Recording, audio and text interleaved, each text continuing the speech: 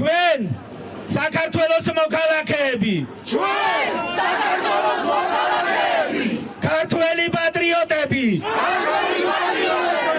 შევიკრიბეთ აქ გმირთა მოედანზე რათა პატივი მივაგოთ მათ ხსოვნას და დავდოთ ბიძი მათი სულების წინაშე ბიძავ რომ არასდროს დავთმობ